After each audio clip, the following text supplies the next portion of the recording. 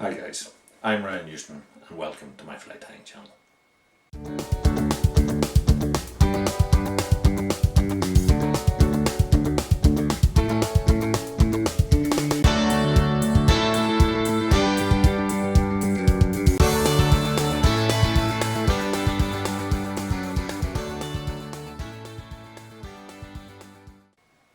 If you haven't already done so, consider hitting the subscribe button down below. That'll keep you up to date with everything as I upload it. My channel already contains hundreds of videos covering a wide range of both patterns and techniques, from the basic to the more advanced. So without delay, let's get on with the show. Okay, so today what I want to show you is an alternative technique for tying a San Juan worm. So we have here a 2x strong curved scud or shrimp type hook. I suppose you can go for anything from a 14 maybe up to about an 8. This is an 8 for purposes of the video.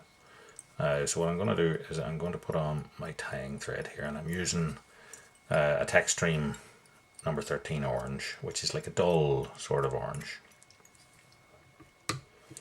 So we wrap that on to create a base to hold our weighted wire. So you can use lead wire or you can use lead free wire.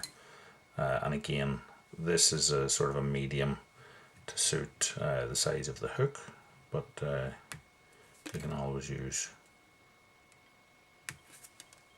thinner versions for smaller hooks. So what I've done is put on a little sort of collar of lead wire here, and that's to provide weight for our fly and also a little bit of thickness. Now, the squirmy type material is a nightmare to work with, basically. It's like trying to wrap Teflon on. So what I'm going to do is create like a dam at the front and take it up so that there's no step to the weighted portion. Then I'm going to go backwards and come back to it, go over it, back and forward to create that sort of thickened front section if you've ever looked at a worm. Now, I'm not overly worried about getting this totally covered, because what I'm going to do is to just take a marker and I'm going to colour that in, because I want that to show through and give me that black head appearance to my worm. Okay, so we're going to take one of these squirmy worm type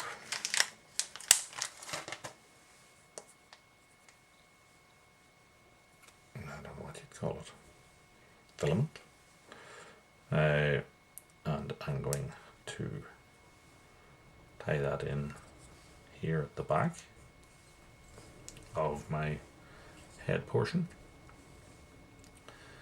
and then I'm going to double it over to create a loop. Now, the length of this loop, what I want is it to be in total a little bit longer than I want the tail to be.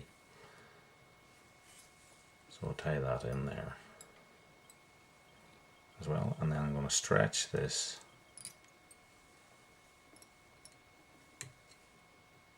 the two tag ends. I would say I've gripped them both here. I'm going to wrap that backwards. I'm wrapping fairly tight here, and then I'm going, while that's under tension, I'm going to snip it and cut that one off as well.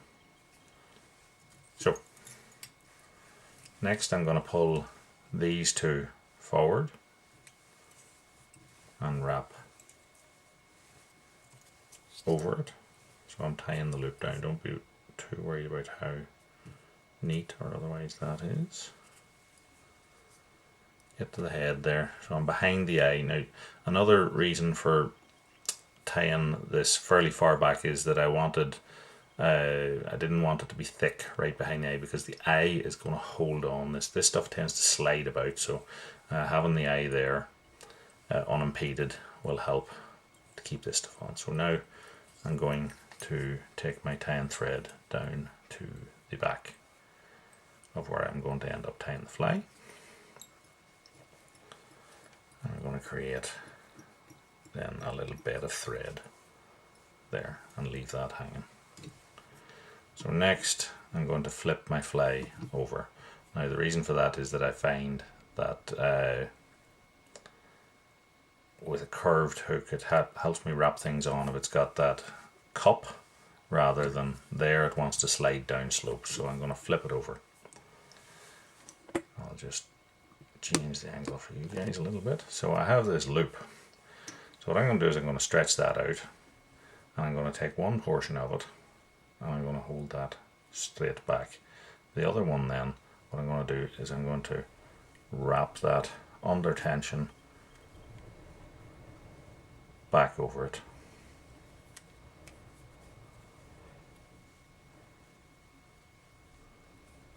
Now what you might want to do is start to hold this bit straight out, and that'll stop the body from sliding so much. You can sort of control it a little bit.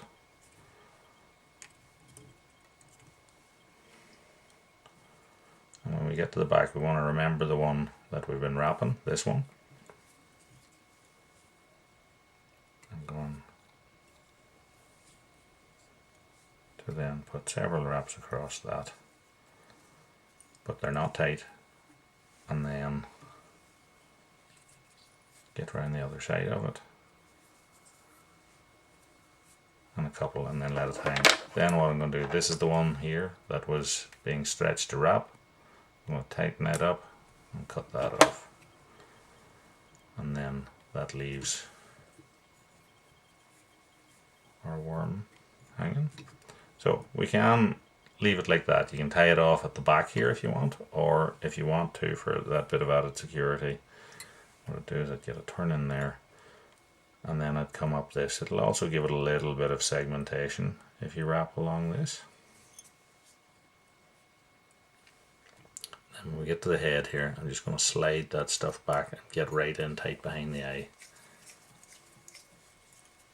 and then half hitch. And I'm doing lots of individual half hitches, because at least if one gives, because we cannot varnish this thing because of it would react with the material. So we have several half hitches in there. I'm just going to snip it off, and the material itself then will sort of hold over our half hitches and help to keep the thing together, stop it from unraveling. The length of your tail is up to yourself. And so some people like it very long, some people will cut it a bit shorter. These flies don't last, alright, so that's an important thing to remember with them. The nature of this material is that you have it tied in under tension, etc. Your thread wraps can start to cut through it in time. It'll degrade if it's touching plastic, if it's touching anything else, it can melt as such with them. So I suppose that's possibly part of the reason they're known as junk flies as well. So tie what you need for your day's fishing. So that's an alternative method of tying a San Juan worm. Hopefully it's of some use to some people, and if it was, give me a like, subscribe, tell your friends, check out my other videos. There's hundreds of them covering all manner of different techniques, etc. And until next time, tight lines, and thanks for watching.